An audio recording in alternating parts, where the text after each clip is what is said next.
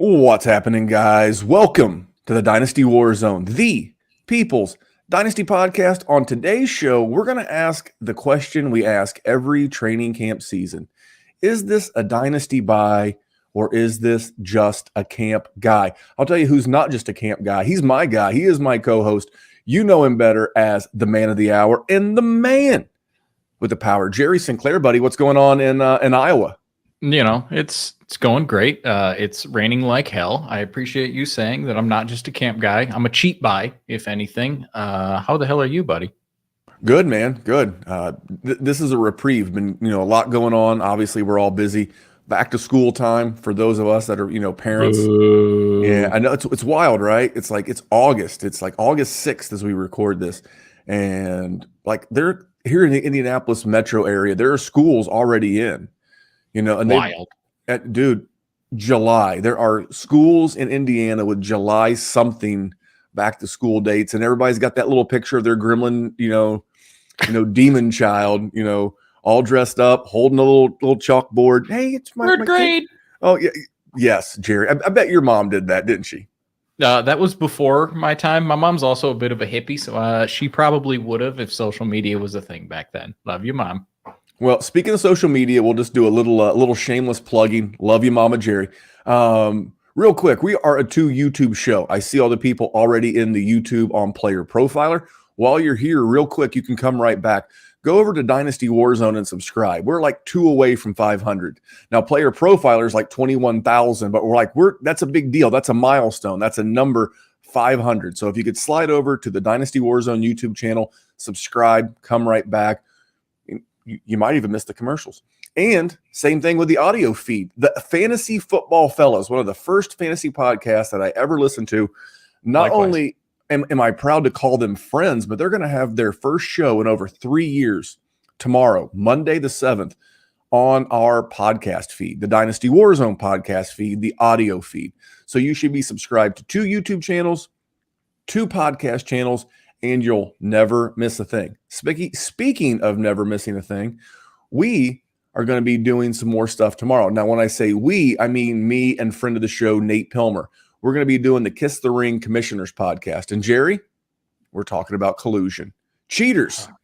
Them damn dirty cheaters, and how to spot collusion, not only in Dynasty, but in redraft leagues, and how to handle it and how to walk through it. Nate, I've had like Ryan McDowell on this show, and Nate got more views and more downloads than Ryan. Nate's very intriguing, and he's a great Dynasty commissioner in his own right. Would you agree?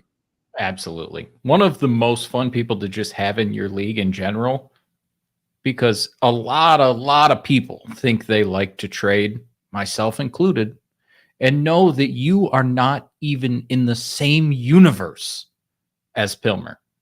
There are trade addicts, and then there are Nate Pilmer, and he's going to be in the league talking about all kinds of stuff. So that's tomorrow night, 9 p.m. on the Kiss the Ring podcast here on the Player Profiler YouTube channel. But Jerry, I've got a very good, and I'm very excited, a little wound up, good people, bad tweets. But before we do that, we're going to jump into a quick word from our friends at the FFPC.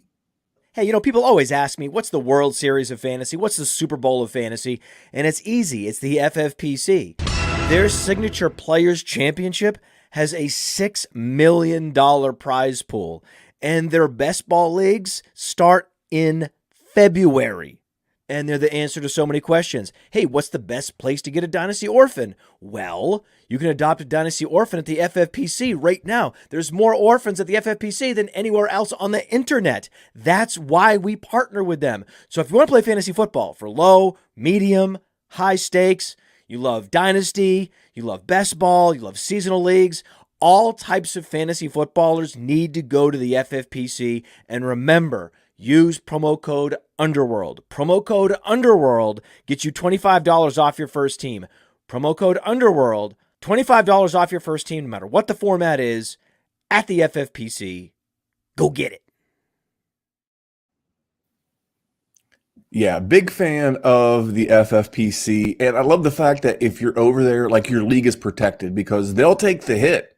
You know, they let people make the trades. If you're in an FFPC league, that league does not collapse. It's a great place. If you're a new Dynasty gamer, maybe you've picked up the Dynasty WarZone or, you know, other Dynasty podcasts because you've heard it. Maybe I know the fantasy footballers now do Dynasty and they talk about it more than ever on CBS and ESPN. So if you're new to Dynasty and just getting ready to start, the FFPC is a great way to start because, Jerry, the last thing you want is to start a Dynasty league and then have it collapse around you or win and not get paid. Which is pretty much the best way to have me mail you a bag of my own fecal material because there's nothing that deserves that more, in my opinion. Yep. So check out our friends at the FFPC. All right, let's jump into this. This is good people, bad tweets. Now, this was tweeted out by the football guys, and this is a prominent source of fantasy football content. And I saw this, and this is the problem for new Dynasty gamers. This is advice that's backwards, or as my dad used to say, bass-ackwards. It's backwards. But the tweet says, our at for whom J Bell tolls advises you to sell your Brock Purdy shares in Dynasty leagues. And in the bottom of the little tweet here, it says, Trey Lance is still lurking and getting first-team reps. And this is a football guy's tweet. And Jerry, I'm going to give you a chance to go first, or you want to let me take the first crack? You know what? You are going to have a more polarizing view on it, so you go ahead. Well, hold on. Take a deep breath first before you get going. I'm gonna let you go because I'm gonna do like some box breathing. It's a Navy SEAL like breathing technique because I don't want to blow this thing up. What do you think when you hear sell Brock Purdy in a Dynasty Superflex league? I mean, I don't think it's a terrible idea, but I also don't think that Trey Lance is going to be much either. I don't want anything to do with anybody in that situation. Like there's a reason Brock Purdy was the last pick in the NFL draft. Like, yes, he won a lot of games last year, and that's mostly because the 49ers are just a good football team. I don't want anything. If I have Trey Lance, I don't want Trey Lance. And if I have Brock Purdy, I don't want Brock Purdy. I just don't foresee a situation where any of these guys are winning me a championship in week 17. So Randy, take your breath. Well, let me start from the beginning. I don't have a problem with this take in a vacuum. The bad advice comes from the timing. Now is not the time to sell Brock Purdy. Now is the time to sell Trey Lance. Trey Lance is not going to be the starter of the San Francisco 49ers. I have never seen a case study like this in all my years doing Dynasty. It's baffling. Brock Purdy's playing. He's taken the majority of the first-team reps. They are keeping him on a pitch count. Kyle Shanahan came out the other day because in a practice, a defender almost swiped his elbow. You know, he's freaked out because he wants Brock Purdy on the field. But there's these people out there that just can't let Trey Lance go. So if you can use Trey Lance with no defenders, throwing to wide open receivers with no coverage as a way to sell Trey Lance, you sell Trey Lance. And if you really, really, really have it in your heart to move Brock Purdy, how about week 1? How about week 2? How about week 3? How about, because all this ridiculousness and nonsense and nincompoopery has been going on all off season, when Brock Purdy is under center week 1 and Sam Darnold is listed as QB2, you will not be able to get a popcorn fart for Trey Lance. All this hype. Jerry, you know why they're hyping Trey Lance right now? They're trying to trade him. I mean, probably true, yeah. You know, but you know, I learned a long time ago you can't polish a turd, but that's okay. That's not going to stop people. What would you want for Trey Lance to get rid of him? I'll send you Trey Lance in my second for any first. I don't think I get it, but if people are this crazy out there, I'll send you Trey Lance a second and a third. Just give me any random first. Get him the hell off my team. Yeah, get him off my team. But if you want to sell Brock Purdy, I'm fine with that part.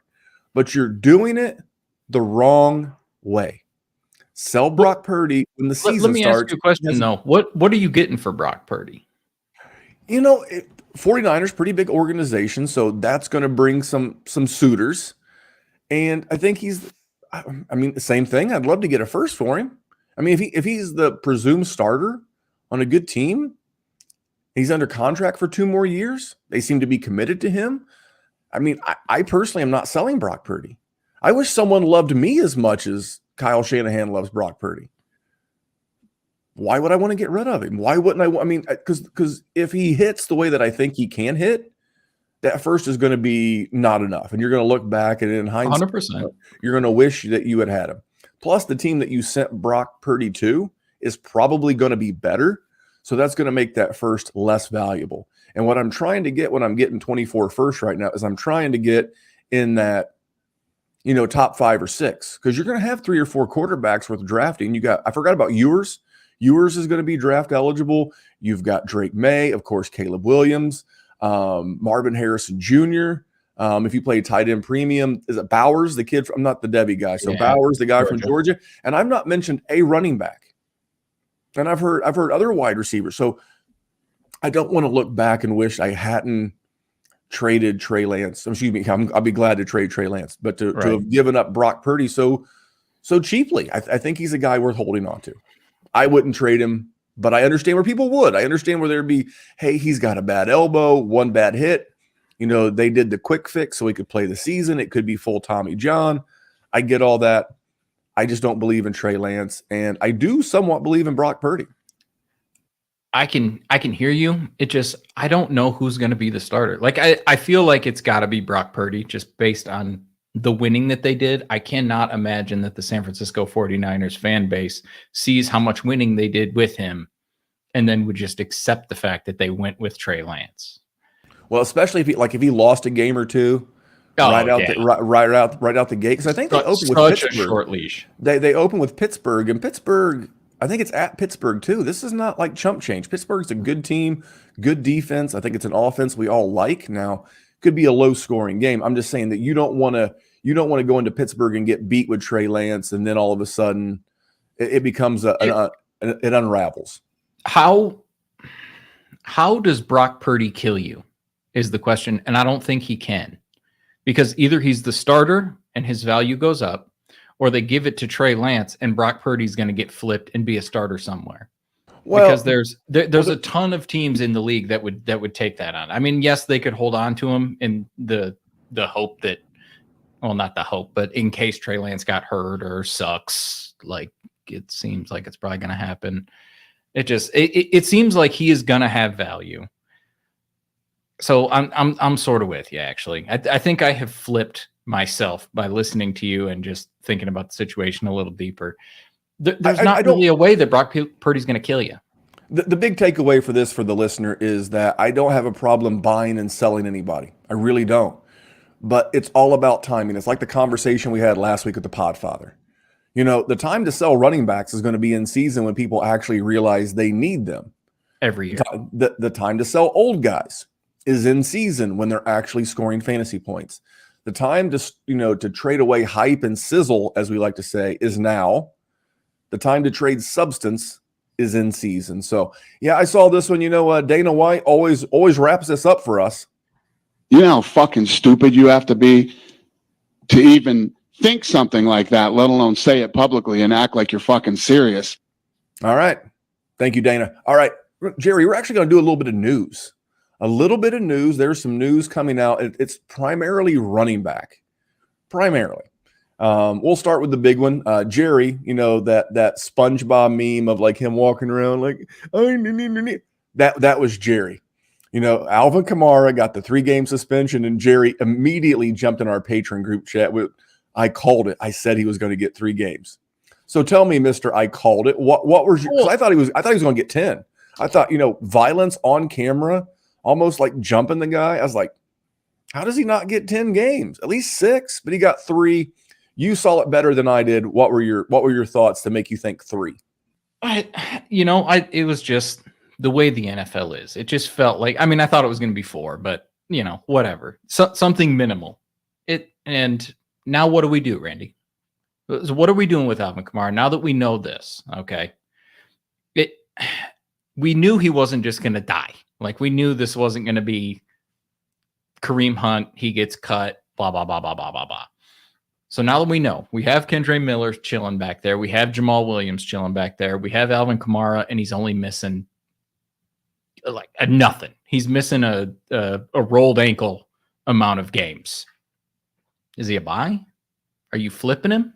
I mean, you're not doing it now. If you're flipping him, you're doing it in week 5 or week 6 or something. But is he worth holding on to? Because he's still under contract, even into next year, I'm pretty sure. Well, that you kind of took some of my thunder here. Is that, we saw Joe Mixon take a haircut on his contract. We see Dalvin Cook, Zeke, Leonard Fournette, Kareem Hunt can't even get work. Alvin Kamara, if memory serves, is the second highest paid running back in the league. Don't you think? And the Saints are like one of the most over the salary cap teams in the NFL. And not likely to win either. Wouldn't you have thought that the Saints would have leveraged this to get a contract reduction out of him? No. They didn't. And they have cap issues. They have the leverage with all the running back, and they're still paying this guy. They firmly believe this. And now I know that he's got a new quarterback this year, but he's had a new quarterback for the last several years and has been very good. And I'm not going to go through and parse out the game logs, but last year, Josh Jacobs, I'm looking at it right now, he had 64 targets and 53 receptions. And a good part of those came from Derek Carr. I think he's a buy. I think he's a buy now, and he's a sell in season if you want to get rid of him once he starts playing. He starts doing Alvin Kamara things in week, 5, 6, 7. He's healthy. To me, the buy right now is Kendre Miller, because I do think this is Alvin Kamara's last year in New Orleans. I think that they see Kendre Miller as the future, and that Jamal Williams is kind of that bridge guy because they didn't know how long Kamara was really going to be suspended. Yeah. Either. So for me, I think once Kamara starts doing Kamara things, I think that's when I want to try and reach out and snag Kendre Miller as best I can. He's still got a little bit of that rookie sizzle right now, so he's a little bit more expensive than he can be. Yeah, and but if he was going for a second. If I can give you a 24-second but we just talked about how valuable 24 picks are. So, I can kind of get it. Maybe you could flip him for like a wide receiver equivalent. Someone that's got a little bit of steam out there. Maybe you took a wide receiver and you wished you had taken Kendre Miller. Maybe you took Rashee Rice and now you wished you had taken Kendre Miller and you'd like to flip him. I don't know. Somewhere in that neighborhood would feel right to me. But I think Alvin Kamara people made out like a bandit. 100%. And honestly, as a guy on most of the Alvin Kamara teams that I have, they're contenders. I would have rather, to be honest, I would have rather him have gotten 10 games. I really don't give a shit. I'm not sitting here worrying about him getting hurt, of course. Right, exactly. I'm not sitting here standing on a mountain of morality. I don't care. I'm not asking him to hang out with my kid or nothing. He just wanted to be on my dynasty team and win me championships. So I think it would have been great if he got 10 games and came back in like November, stayed healthy. It was like, almost at full power going into weeks 15, 16, 17, so I can win all the money. That's always the goal. That's the dream when you play fantasy football. So that was my takeaway for it. Like I said, if you want to buy him, now's probably your best opportunity. And then if not, you're going to get charged more as the season goes along. So again, it's all about timing with these dynasty trades and acquisitions. CTE has been a big topic of discussion in the NFL for years. Jerry, can I ask you a question? Sure. And maybe maybe you don't, because I don't know if you have access to his, HIPAA records, his medical records, but do you think JK Dobbins has CTE? JK Dobbins got something going on. That boy. He's holding in. Now he's in camp. He's not playing. He's one of the running backs who feels like he's owed a contract. He started 9 games. Like Jonathan Taylor, I get it. He had an 1,800-yard rushing season, led the league in rushing. Is one of the best running backs in the league. We've seen this. We think J.K. Dobbins can do these things, but he's been in the league since 2020. In 2020, he played 15 games, only started 1, missed all of 2021 with the ACL. Last year, started 8 games. I get it. I understand, like with a guy with a knee injury and wanting to, but earn the bag before you secure the bag. Like I said, I don't think any of these guys are ever going to get broke off to the level of like Christian McCaffrey or even the Alvin Kamara one still baffles me. How can he be that highly paid in light of all of his circumstances. Is that notwithstanding, it's like, what's he doing? What does he think? Do you think that the Ravens are just going to wait for him or any running back to be quite honest? No, he just doesn't have the leverage. You need stats. Like, I mean, you see the guys that are doing these Zoom meetings and everything else in the running back position, and they all got mega stats. So they at least have a leg to stand on. JK Dobbins doesn't. I don't. Listen, I have high hopes for JK Dobbins, and maybe I'm just a sucker who just keeps falling for it every single year, because every single year I keep thinking he's going to be able to do it. Maybe it's the Ohio State guy. I don't know. Yeah, I seem to fall for the Ohio State guy a lot, but same draft class. They're both eligible for a contract. They've completed 3 years of service. Dobbins has about 1,300 total career rushing yards. Jonathan Taylor has almost 3 times that. He's got 3,800 career rushing yards. So I kind of get it. And that's kind of like the little segue into the other bit of news was JT. I had one of our patrons reach out to me today, and he was, he made a trade. He picked up JT at a good price. We kind of worked through the trade together. And he's like, do you think JT plays? It's like, can he afford to give back game checks? right. I mean, he's got to show up. And here's the thing. If the Colts aren't going to sign him, how does he earn the quote unquote big paycheck that he thinks he's going to get? I mean, you don't even get Miles Sanders money if you don't play, dude.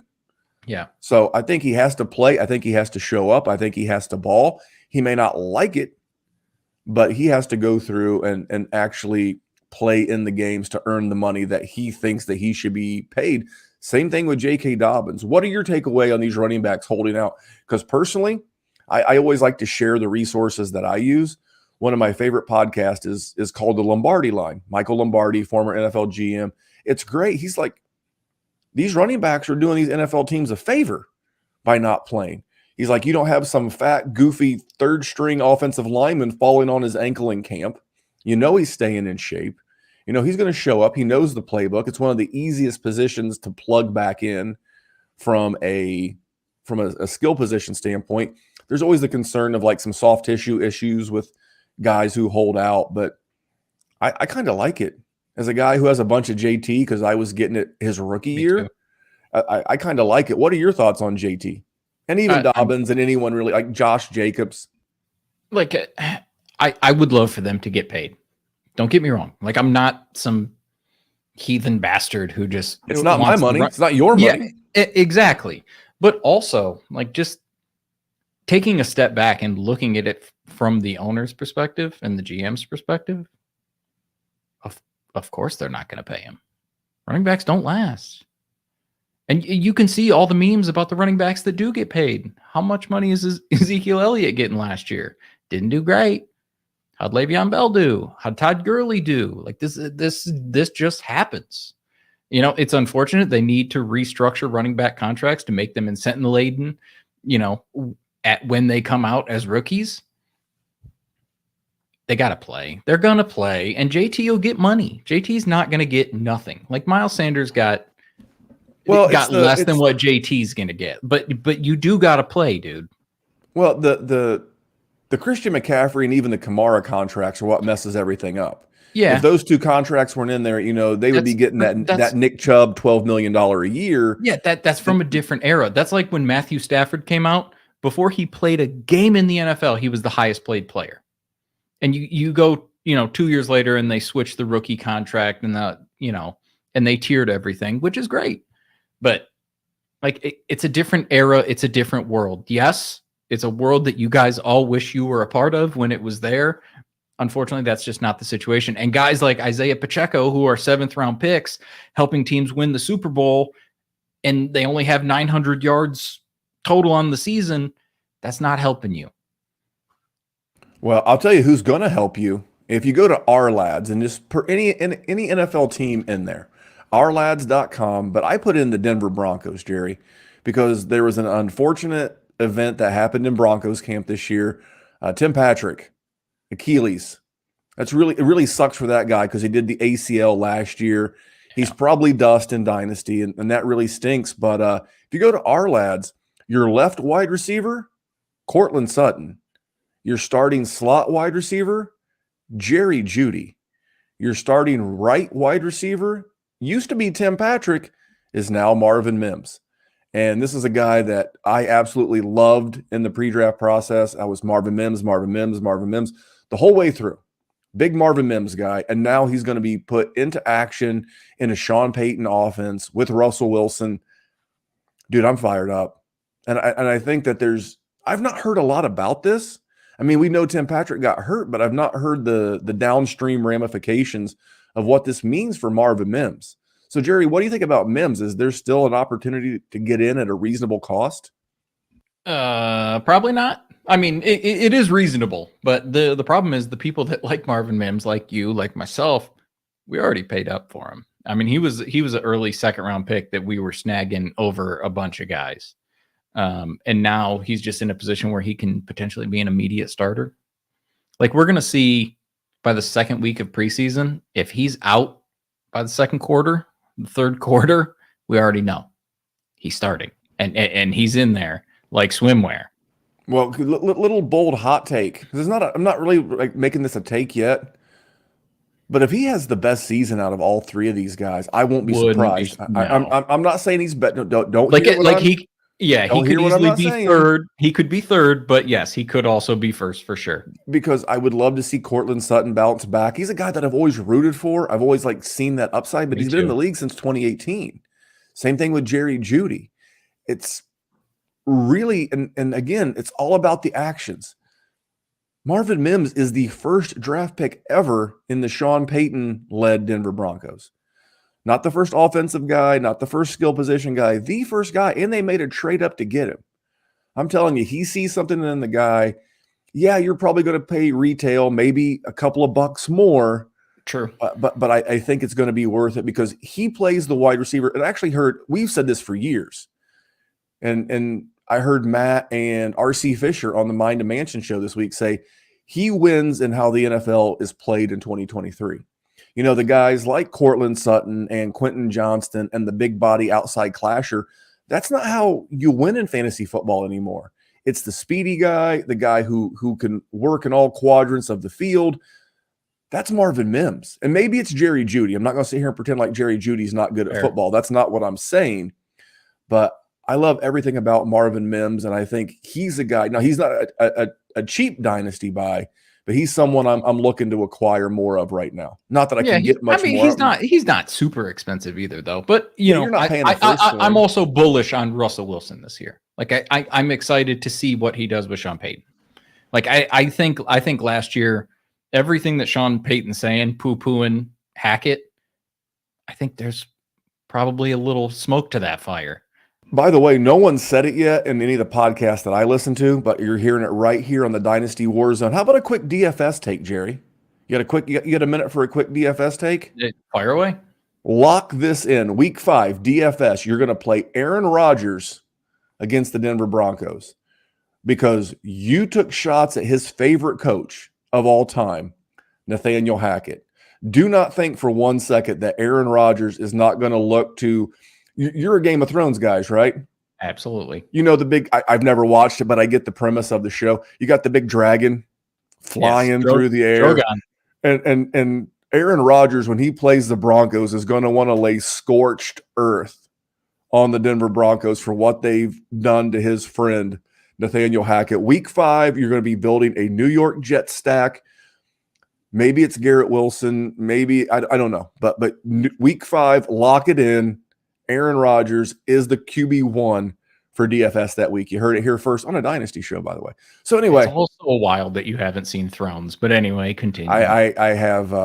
Anyway, I don't want to lose listeners because I don't like a certain show. Hey, Justified's back. We talked about that with Podfather last week.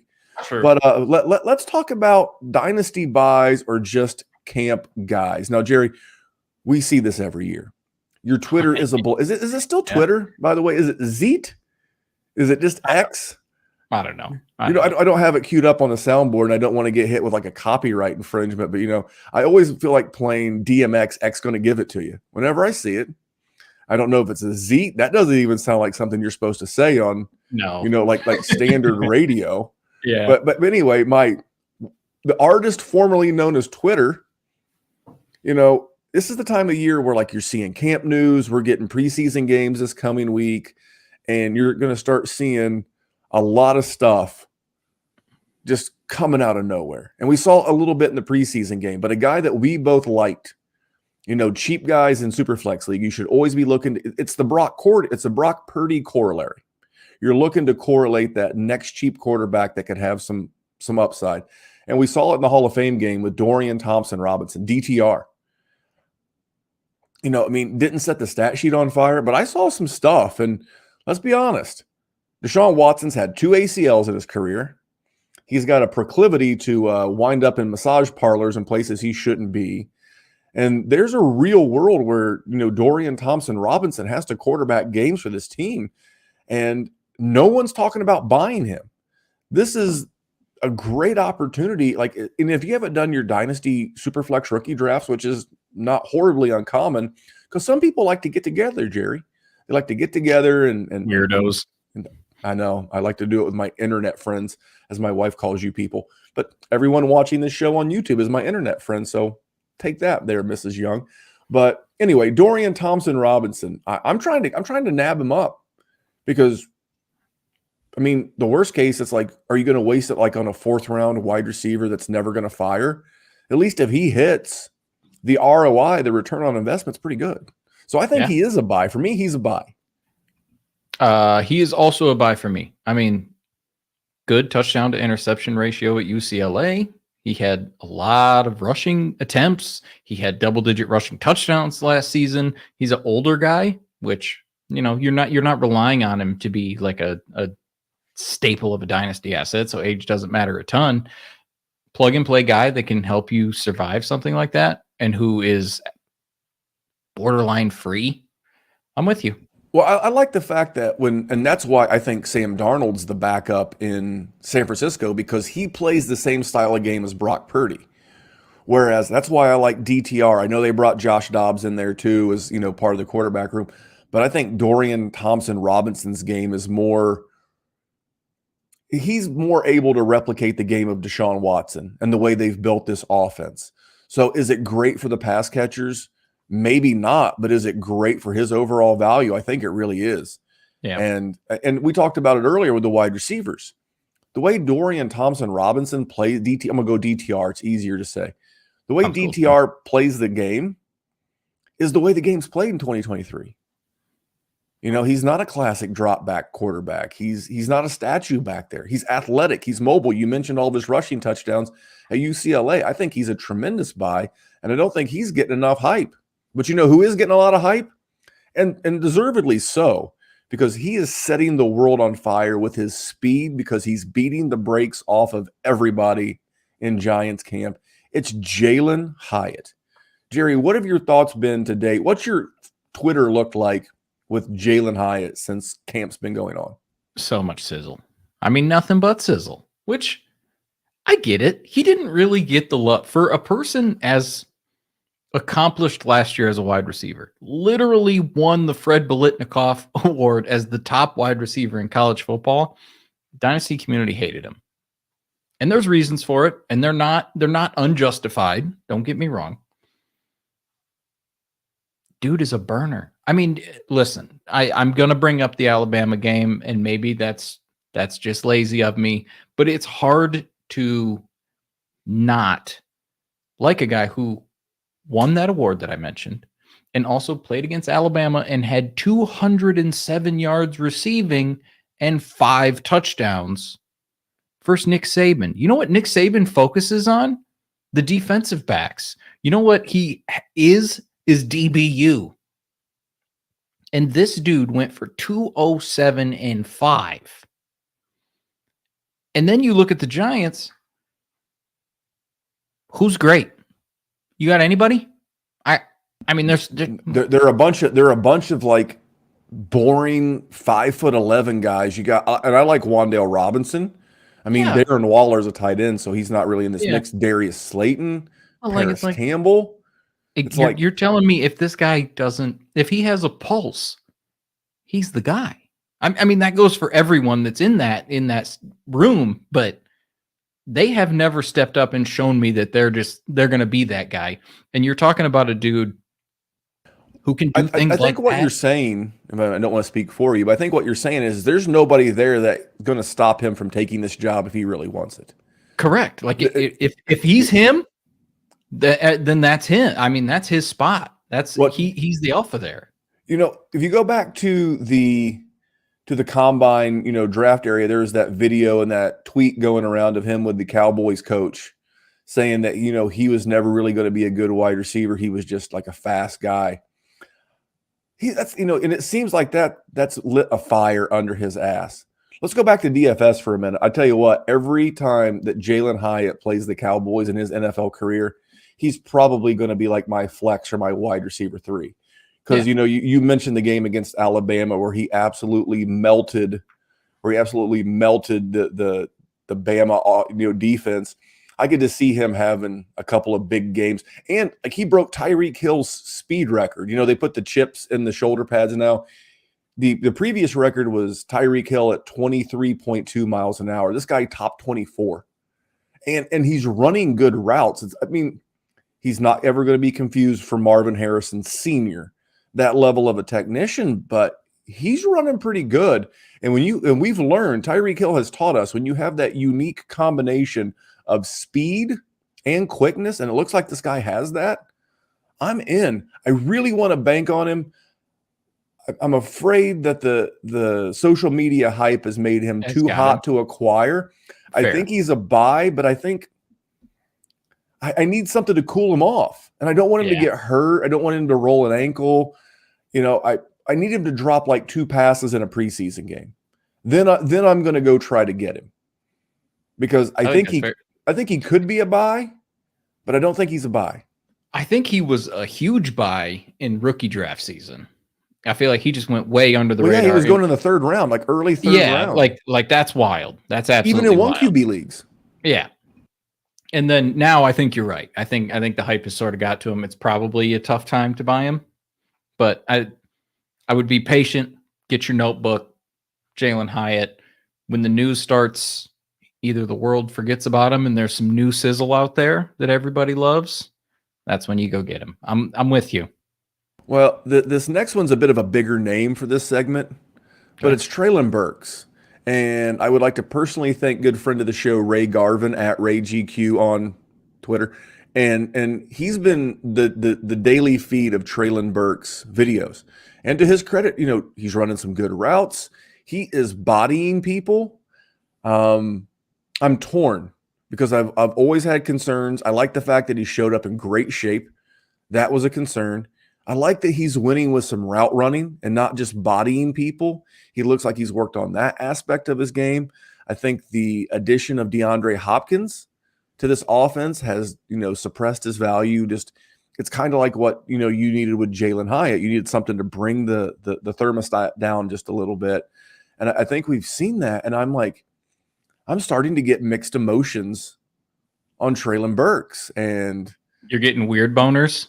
It's like I could, like back in the day when the Podfather did shows, he used to have like weird names. Now, he has like more like professional. He's always been professional, but like professional, like podcast names where it used to be like, Zeke Elliott, bowling, whatever. And like this show could have been called Treylon Burks Glass Case of Emotions, because that's where I'm at right now. I'm in a glass case of emotions with Treylon Burks. Part of me says fade him. Part of me says buy him. Part of me, because I'll tell you why I'm fading him, and my concern is Ryan Tannehill going to throw those 50-50 balls to him in a game? Or is this still going to be the same slow, stodgy offense? I love what I've seen, but I ask myself, is he going to throw that ball in a game? Because if he gets picked off 5 times in camp, nobody cares. He'll throw a contested ball. But is he going to throw that in the game? Are they going to be super conservative because they still have Derrick Henry? They're in a winnable division. Those are my concerns. But, dude, the stuff that especially Ray, has been putting out on Burks has got me all sorts of confused. I'm buying him. I'm buying him, but I don't believe in him, if that makes any sense. That's fair. I think it has become extremely popular to just not like Treylon Burks, especially since DeAndre Hopkins got there. Like DeAndre Hopkins is what, 31? Hates to practice. Yeah, like I don't know. Like he'll probably be pretty good, like 4 or 5 times in a season. But like, how long is he going to be relevant in Tennessee? Julio Jones, how are you doing? I've seen this story before. I don't. And not to say that I think Treylon Burks is some fucking just madman. I don't. I feel like the hate has gone so far that I'll take a stab at it, put him in there, and if he ends up being the guy, and here's the thing: how long is Ryan Tannehill going to be around for? Jerry, I can stash and I can wait. You sold me, and here's what I'm going to do with Treylon Burks, because we're going to tie this all back together from where we started. We know that running backs are going to be more valuable in season, but let's be honest. We talked about this last week with the Podfather. Wide receivers are the currency of the future in Dynasty. Now, you need running backs in season to win. We know that too, but the future currency of Dynasty and the way that Dynasty and players are being valued, we know that wide receivers are the currency. So what I'm going to do is, I don't know which running back yet. Maybe we'll cover that on next week's show. I'm going to be looking for the running back equivalent in season to get me Treylon Burks, because I think we're going to look at this offense in a year and it's going to be Will Levis. He will throw that fucking ball into double coverage. He's like a honey badger. He don't give a shit. And I think we're going to look at a young offense in Tennessee, and we're going to be looking at Treylon Burks going into year 3, primed for a mega breakout with a big-armed QB who's not afraid to sling it. We might even see that this year. You're going to have, a Okonkwo at tight end. Maybe they bring in someone else, like a speedy guy, to offset what Burks does. And I think we're going to be looking like coming into this season, Pittsburgh was our buy on offense. We wanted to get a lot of Steelers. We could get a year ahead. I think Tennessee could be one of those offenses. God, that would be weird, huh? I feel terrible. So we're going to come back to Treylon Burks, but we're going to jump to a commercial, because we may or may not talk Malik Davis and Rico Dwaddle, but we're definitely going to take a minute and give you a word from our friends at Underdog. We'll be right back. Let's take a moment to talk about Underdog Fantasy. Now, many of you have already signed up. Thousands have signed up from Player Profiler already over the years. Underdog has supported us since 2020. Much of what you see on Player Profiler is because of Underdog, because of their support. Get the Underdog app, plug in that promo code Underworld. I used to play Underdog just for the best ball drafts. I mean, the best ball drafts are amazing. These draft rooms fill so quickly, and you can win life-changing money. You want to take advantage of all the sleepers we talk about on this show? Well, what better place than in an Underdog draft room to do that? And I recommend taking your Underdog play to the next level by diving into their NFL pick'ems. It's important to correlate those NFL pick'ems. You can pick both the quarterbacks and the wide receivers to exceed expectations. Correlate them, and you can 5x your payout. Bada bing, bada boom. Underdog Fantasy, the promo code is Underworld. For an instant deposit match up to $100, Underdog is the truest friend of the Underworld. You want to hear something funny about Underworld? Underworld, Underdog, and then the Underworld. You're a company man. Yeah. I am a company man, but so we're not ready to get into full specifics, but a couple of years ago, I did a podcast on our network called The Propcast, and I did player props, and we all won a bunch of money this year. So I'm going to be doing something like that similar, and I might be doing it with a network near you.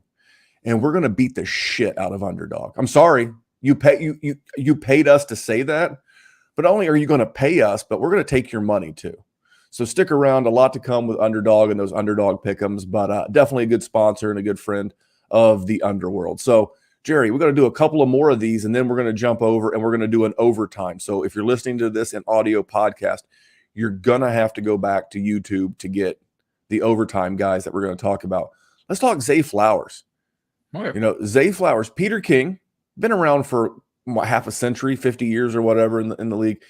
And Peter King said at Ravens camp that Zay Flowers is the most impressive rookie I've seen in camp in over 6 years. It's a pretty bold statement. Whether he's right or wrong, he used the word impressive. He didn't say best.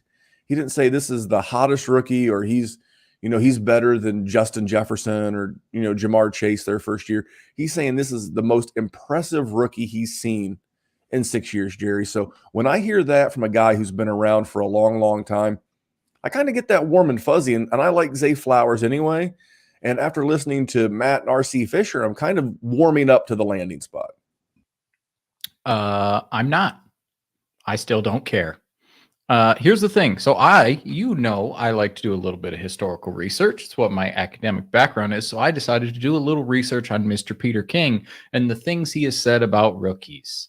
2019 prediction for the offensive rookie of the year was Jalin Hyatt. Now, there is a lot of people that will remember that will remember the offseason where people got so horny about Jalin Hyatt. And then there's a bunch of you out there who have just started playing this game in the last several years who have no fucking idea who Jalin Hyatt even is. And there's a reason for that, because he was never anything when it came to fantasy or dynasty. Here's the thing about Zay Flowers. Pretty good. I think he's good. And if he was in a better situation, listen, I don't ignore situation. I can't. It is part of the equation. Zay Flowers, pretty good in the ACC, had a pretty good quarterback, but wasn't real dominant. I mean, Phil, I don't know how to say his name. Jerkovich. I don't know how to say. Just say it and act like you said it right.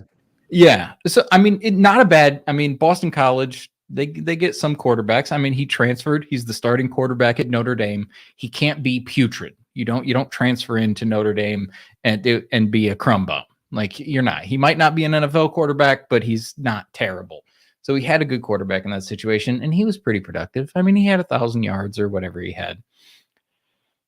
I have to rely on Mark Andrews, who has been consistently dominant. I have JK Dobbins, who's going to definitely try to get some more money, which means he's going to have to play and he's going to have to get touchdowns. And I think he had like 10 last year. Lamar Jackson runs the ball a lot, steals a lot of that work. I don't know. I don't see a situation. I think Zay Flowers is very talented. And if he was not in Baltimore, I see, like, you know what, but not 900 yards, and that's like, it's fine. It doesn't mean you're bad. It's just, it doesn't mean you're going to win me money. It doesn't mean you're going to get me to make fun of my friends. It doesn't mean you're going to get my friends' money in my pocket, which is all I care about.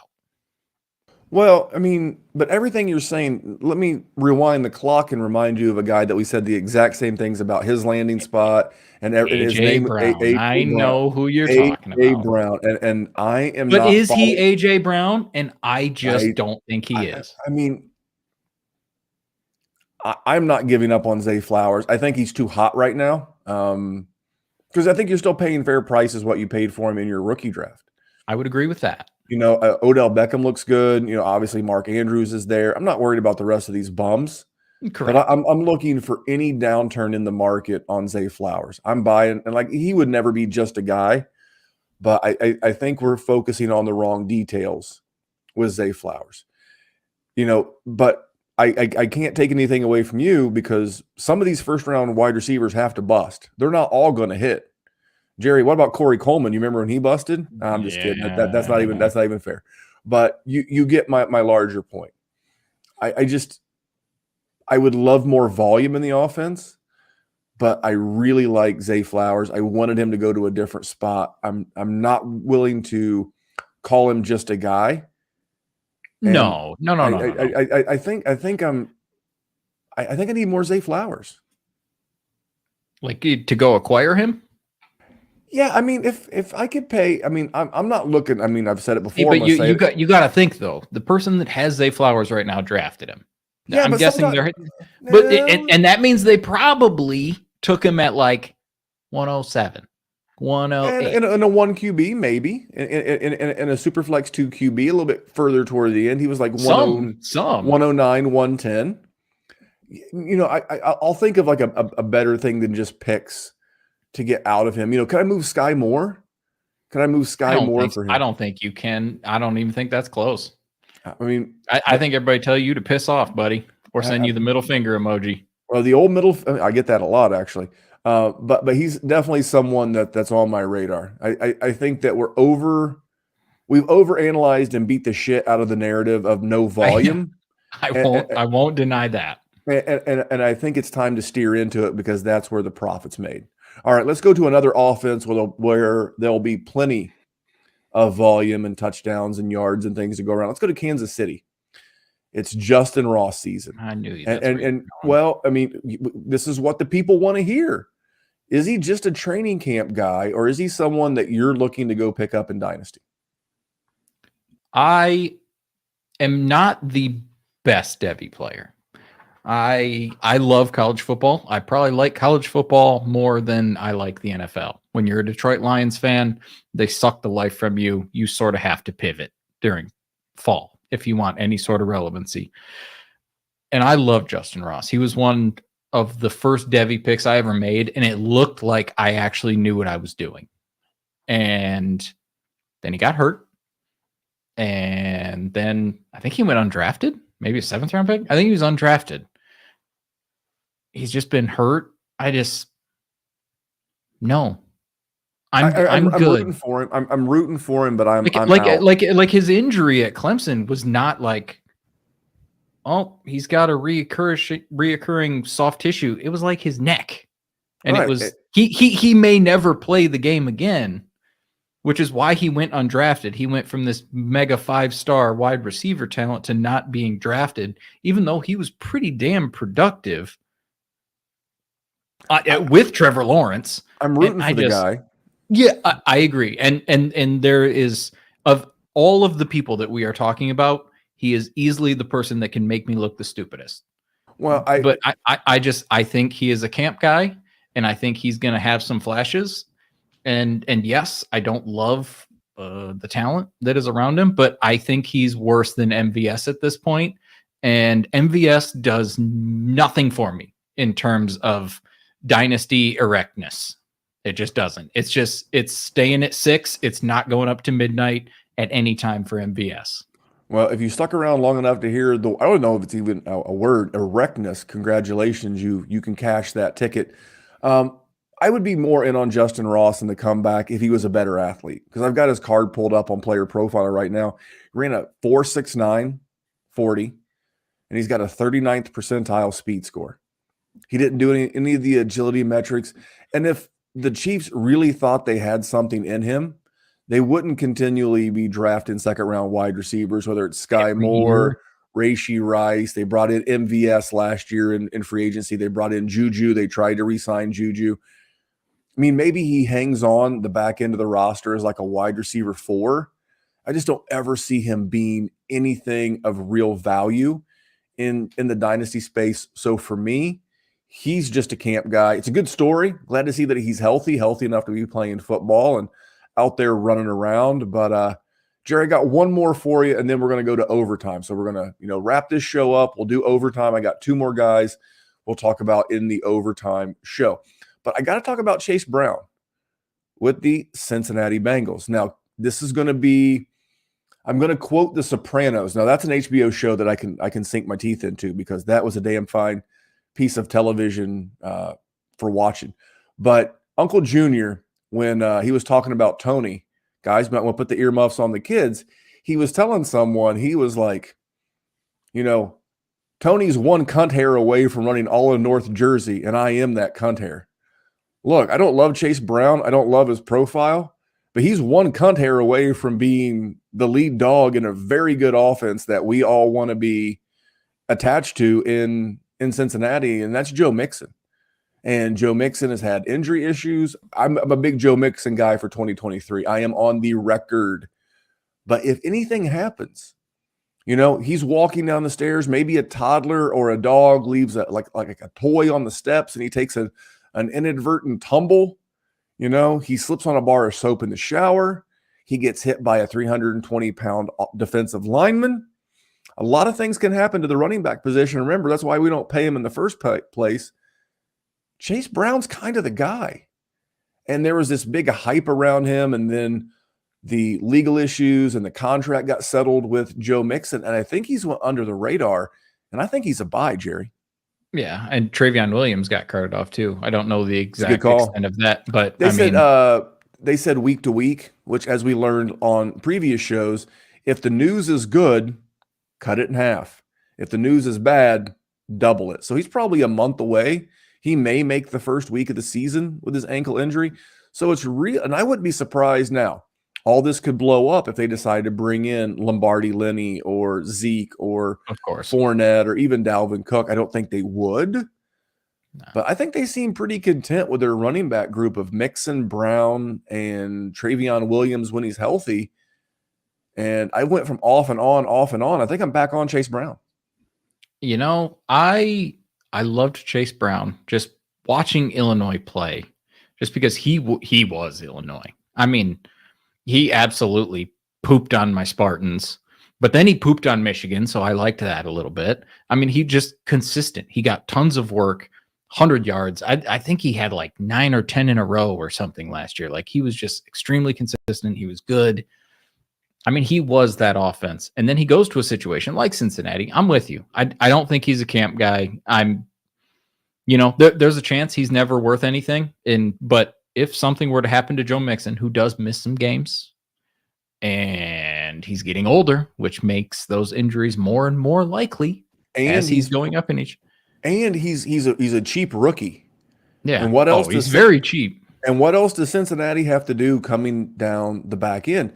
They just paid a middle linebacker. They've got to extend Jamar Chase. They've got to figure out T. Higgins. They got to pay Joe Burrow. They've got a lot of expenses coming up on this team, and they're going to need to save money. And I know that the new contract should keep Joe Mixon there for 2 years. I don't think so.